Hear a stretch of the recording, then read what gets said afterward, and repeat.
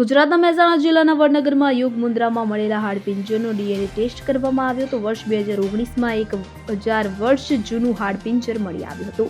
વડનગરમાંથી યોગ મુદ્રામાં રહેલા એક પુરુષ હાડપિંજરની ખોપરી પણ મળી આવી. લખનૌના બિરબલ સાન ઇન્સ્ટિટ્યૂટ ઓફ આર્કિયોલોજીમાં બંનેનો ડીએનએ ટેસ્ટ કરવામાં આવ્યો હતો. જાણકારી અનુસાર લખનૌના ડોક્ટર નીરજ રાય ડીએનએ ટેસ્ટ કરાવ્યો છે, જેમાં દાંત અને કાનના હાડકામાંથી ડીએનએ પરીક્ષણ માટે નમૂના લેવામાં આવ્યા હતા. ડીએનએ ટેસ્ટ બાદ એક અનોખું રહસ્ય ખુલ્યું છે. બીજી ખોપડી કે જે મળી આવી છે તે પણ 2000 વર્ષ જૂની હોવાનું બહાર આવ્યું. હાલ હાડપિંજરના કાર્બન ડેટિંગ અને અન્ય વૈજ્ઞાનિક પરીક્ષણો પણ કરવામાં આવી રહ્યા છે. વિગતવાર ડીએનએ રિપોર્ટ આવતા મહિને આવે તેવી શક્યતા છે. ઉલ્લેખનીય છે કે વર્ષ 2019થી આ હાડપિંજર સંગ્રહાલયમાં રાખ્યા વિના બહાર પડેલો રહ્યો. ખોદકામ પછી ખોપડી ખુલ્લી જગ્યાએ પડી રહી તો સંગ્રહાલયમાં હાડપિંજર રાખવા જરૂરી બની ગયા છે. વડનગરમાં 400 કરોડ રૂપિયાને ખર્ચે પુરાતત્વીય સંગ્રહાલય બનાવવામાં આવ્યું છે.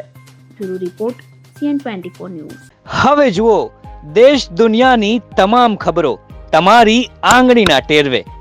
ઉઠાવો મોબાઈલ અને Google Play Store પરથી ડાઉનલોડ કરો અમારી CN24 ન્યૂઝ મોબાઈલ એપ.